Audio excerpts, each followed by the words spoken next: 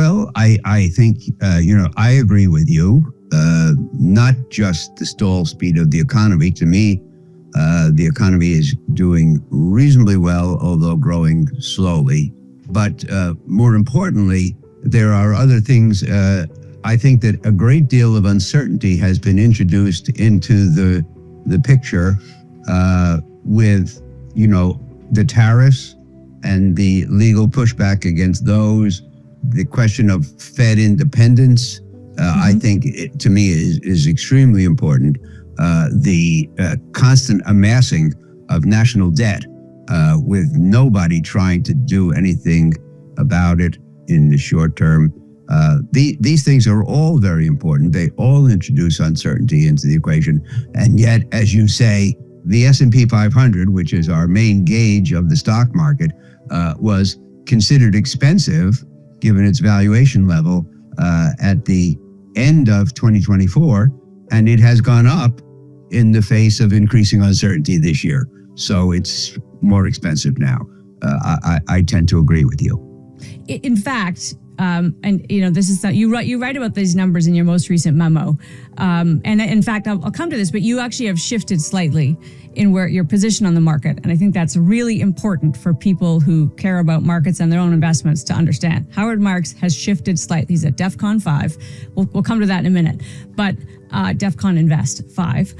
Last April, Trump's so-called Liberation Day was a weird day for the world, a frightening day for the world. And I don't know about you, Howard, but the kind of weird list of countries with random tariffs assigned sent a chill down this business journalist's spine, because we were in uncharted territory. There was no rhyme or reason. There was no rationale. And the markets did what you might expect, which is run for the hills. But it was so brief. In retrospect, it was so brief, Howard, and yet nothing's really changed. Why do you think there's a persistence is it optimism? Is it greed? Why do people say, actually, this is a buying opportunity, which is what they said last May? Right. Well, look, the memos that you mentioned in your introduction, which I've been writing for 35 years, all of which are available at oaktreecapital.com under the heading of Insights. And this isn't much of a commercial since they're free. I wrote the last one a month or so ago called The Calculus of Value, in which I talked about these things. And, I said that, number one, investors are by nature optimistic. You have to be by nature an optimist. What investors do is they give up their money for a while in the hope of getting more back later. So that is, by definition, optimistic. I think that optimism dies hard. I think that optimism introduces cognitive dissonance. That is to say, investors are good at ignoring negatives for a long time, and if there are ambiguous events, interpreting them positively. There are also some actual positives at work, one of which might be AI. And AI, some people hold out great hopes for what that will do for our economy. The companies of today, the so-called Magnificent Seven that account for 30-odd% of the S&P 500, are some of the greatest companies we've ever seen. They have incredible technological leads, moats, market shares, incremental profitability. When the market is strong, it's never without a seed of reason. The only question is whether it's sufficient, and more importantly, when the market is incorporating unusual optimism, one thing that introduces is room for disappointment. And if the reasons for the optimism tend not to be realized, then you can have some real damage done. So it's a balancing act. I never want to give the impression that the arguments are all on one side or the other. But there's no doubt about the fact that the market today incorporates optimism, and that has certain implications. In fact, the Magnificent Seven does, as you say, it encompasses companies that really are, Nvidia is the chip company that is making the chips that power AI. They're almost alone in parts of that space. So of course they deserve, and people should read your most, people who are thinking, how do the markets work? Or I know how the markets work, I'm a genius investor, should read your last memo, because you actually do this great job of walking through what does it mean to fundamentally value something? What are the components of that? One piece of it, and this is what over the course of your long career has sometimes set you apart, is the psychology. Investor psychology is a huge part of what drives markets. And of course, that's not something you find in a weekly government economic dispatch. That is more complicated.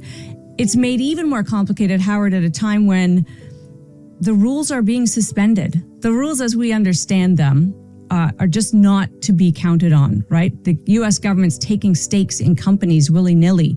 They're taking a tithe of their revenues to China. These are strange times. So as a long-term investor, what does that do to the psychology? Well, again, I generally agree with what you're saying.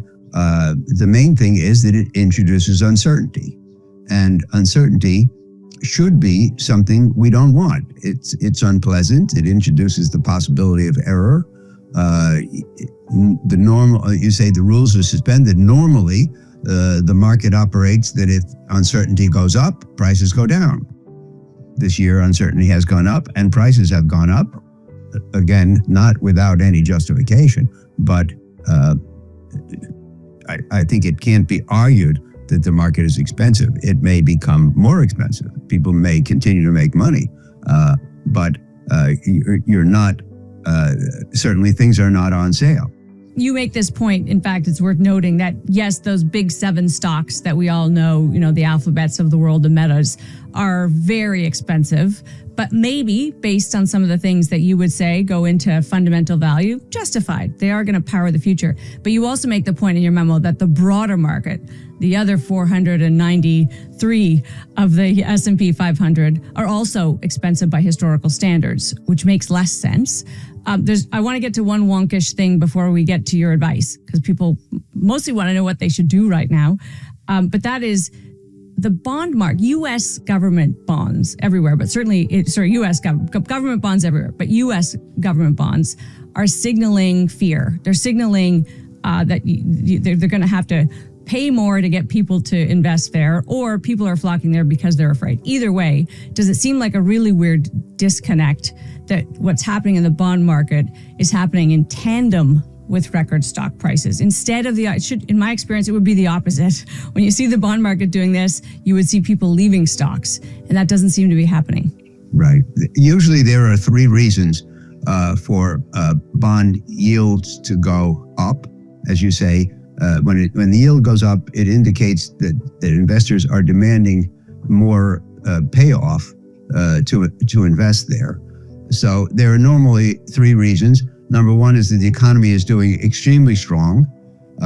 Number 2, that's not the case, as you indicated. Number 2 is that the overheating economy threatens rising inflation. Inflation seems to be somewhat benign, although there's worry about the implications of the tariffs for prices. But I think that the concern, which is reflected in rising bond yields, and by the way, rising yields mean falling prices, the fear that the rising yields reflect is fear about the deficit and respect for the dollar and things like that. And that should be quite worrisome. Again, this is maybe people don't understand the U.S. fiscal position, but I think it's the U.S., because of its preeminence, 80 years ago, after the end of World War II, was given what I called a golden credit card. And if you have a golden credit card, number 1, there's no credit limit. And number 2, the bill never comes. And number 3, the interest rate is unusually low. And we've had it for a long time. Mm-hmm. And if you had it, just think, listeners, what you would do if you had the golden credit card. And the answer is you would buy a lot of stuff. And you would spend more than you make because you never have to pay the debt. And that's the way we've been acting. it probably comes under the heading of too good to be true. It probably can't go on forever. Nobody can tell you when it's going to stop or why. And Buffett said at his Berkshire Hathaway annual meeting in May, it's going to be a problem, but I can't tell you whether it's in 2 years or 20. But sobriety requires one to say it probably is going to be a problem at some point. And I think that's what the bond markets around the world are addressing. Although, one of my favorite sayings is the best thing about life is that we're graded on a curve. You only have to be as good as the next guy. The U.S. economy is still compared to others. And how long will that work in its favor? Is there another economy that could emerge? Well, that's another similar question. And you phrase it right. I say the U.S. has been the best place in the world to invest. We call it American exceptionalism. Why? Respect for the free market, rule of law, dynamic economy, spirit of entrepreneurship and innovation, deep capital markets, excellent high education. On the one hand, those things are mostly still true. On the other hand, there's reason to think they're a little less true than they have been in recent decades. But where else can you get that combination? I think the U.S. is still the best place in the world. I say in the memo, it may be a little less best than it used to be. Mm-hmm. But where else? A lot of my clients are sovereign wealth funds, for example, or pension funds or endowments, and they may have, let's say, 75% of their money in the United States. If you're going to take it out of the United States, where are you going to put it? What's better? I mean, most of the other economies of the world are very slow growing, and in the case of Europe, probably hamstrung by regulation. The other major economy in the world is China, but with China threatening, bellicose, and allying with Russia, North Korea, Iran, are you going to put your money with that group? So I think, we've been talking for the last few years about something called TINA. I don't know if you know TINA, but it stands for There Is No Alternative. And in large part, there isn't. So, as you say, graded on a curve, or maybe you would say best house on a bad block.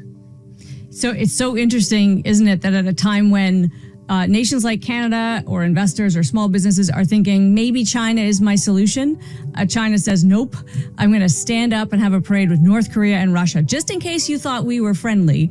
I found that so fascinating that China just simply doesn't care about we are going to live in this kind of this bipolar world, I guess. I know. And one of the things I think about, Amanda, is just think where we would be today if when Russia invaded Ukraine, China had come out on the side of Ukraine rather than Russia. I think that China would be a hero, and maybe the answer in this discussion would be different. Yeah. But unfortunately, they need Russia's backing for Taiwan. So the geopolitics of the thing, of course, for most investors, Howard, and certainly, a lot of the people that I talk to, it's got to be true. You talk to sovereign wealth funds, but you also talk to people who are just saying, look, my retirement savings are in the market, and I don't know what to do. Should my next dollar go into stocks? Because talk about there is no alternative. If you want a return, now, bonds are looking a little bit better right now. Historically, you would have said bonds are an alternative right now. We're so greedy. We're so accustomed to these massive bounces up in stock prices that we won't do it. What do you tell people who are worried about these markets? Well, first of all, we should put on the table the fact that my firm, Oaktree Capital Management, is not in the stock market. It's in the credit markets, the bond market. So everything I say over the next 5 minutes will be what we call talking my own book. But and only you would point that out up front. Thank you. Thank you. But interestingly, I wrote a memo called Sea Change, December of 22, saying that anybody who's come into this business since 1980 has only seen declining or ultra low interest rates, and I think that's over. And I note in particular the period from the beginning of '09, when the Fed took the Fed funds rate to zero to fight the global financial crisis, to the end of '21, when it gave up on inflation being transitory and decided it had to raise rates to fight inflation. Over that 13-year period, remarkably, the Fed funds rate, which is our primary barometer of short rates, was zero most of the time. Yeah. So people are biased to think in line with what they have lived through recently. They think that's normal. And when rates were so low, just go back 3.5 years to the beginning of 22, cash paid zero in the bank. Treasuries paid 1 something, high grade bonds paid 2 something, and high yield bonds paid 4. So, nobody liked these things. In fact, they were, as you say, attracted to the stock market. The S&P 500 has returned 10% a year on average for the last century. That's enough to turn $1 into roughly 15,000. Not too bad. So people got into the habit of buying stocks regardless of valuation and ignoring bonds because of the low yields. Things today are very different. Today, the Fed funds rate is 4.5. The 10-year Treasury yield's 4.5. The 30-year Treasury yields goes to 5. I wouldn't recommend it because it's too subject to shocks, including inflation. But these are much higher yields, and the things we do, like high yield bonds, yield in the 7s, and so forth. That's pretty good. Now, for the individual, in a retirement account, no, but for an individual, bond income is taxed at ordinary rates, not capital gain rates, so you have to take that into account. But still, 7 from what we call credit, non-government bonds, is pretty damn good. The other thing is stocks are expensive. And at the end of 24, JP Morgan had published a chart showing that if you bought the S&P 500 at a time when the PE ratio, the main metric of value, was 23, which it was at the time, the return over the next 10 years on average was between 2% a year and minus 2% a year. So let's say 0. So stocks are more expensive and destined to yield less. Bonds have significant yields. I think fixed income can play an important and more importantly, reliable role in retirement accounts. So let's talk about the shift that you just made, because you've been watching this market, as you say, since last year. You've been talking about its valuation. In your last memo, your August memo, you did make a change in what you're thinking about here. Just describe what that is. You're not saying run for the hills, but there's some, I would say orange lights flashing at least, Howard. Right. Well, at least yellow. But, the memos, as I mentioned, I've been doing it 35 years. I started in 1990. I wrote those memos for 10 years before anybody ever responded. Not only did nobody ever say it was good, nobody ever said I got it. And yet I persevered, and I can't remember why. But then on the first day of 2000, I wrote one called bubble.com saying that I thought there was something suspect going on in the market for tech stocks, and the tech bubble crapped out almost immediately. So that, as I say, after 10 years, I became an overnight success. At the beginning of this year, I wrote a memo to celebrate the 25th anniversary called On Bubble Watch. And I said, everybody's looking for a bubble. Things are elevated, but I don't think it's a bubble, because a bubble is characterized by just crazy psychology. And I did not detect that. I still don't detect crazy psychology. But, Amanda, as we said earlier, but stocks have gotten more expensive as the year has gone on. Mm-hmm. And so I said in the recent memo, Calculus of Value, that Nancy and I like to watch action movies.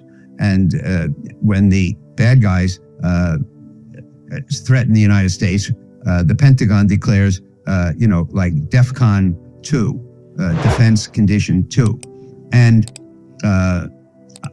I don't like going on TV or doing newspaper articles. They always say, well, should we buy or sell? Buy or sell, hold or dump. And the world is not black or white. It's gray. It's always gray. And anybody who understands how the world works understands that it's always gray. Mm-hmm. And it's never risk on or risk off. But I think that we should manage our portfolios conscious of our balance between offense and defense. And we can change that balance given what's going on in the environment. So I said in the memo that I recommend possibly going to InvestCon 2. Now, if you decide you want to be a little more defensive than usual for whatever your usual is, you can go to DEFCON 1, which is stop buying. DEFCON 2, which is tilt your portfolio more toward defense, sell some of your aggressive holdings and buy some more defensive holdings. Number 3, which is get out of all your aggressive holdings. InvestCon 4 is sell some of your defensive holdings. DEFCON 5 is sell all your holdings. And number 6, DEFCON 6 is go short the market. And I'm never confident enough. It's not my nature to be confident enough to go to 5 or 6. But I think it's reasonable at this point in time to just be at DEFCON 2, which is to say, just to start biasing your portfolio more towards defense and less towards offense. I'm not saying get out of the markets. I'm not saying don't have investments.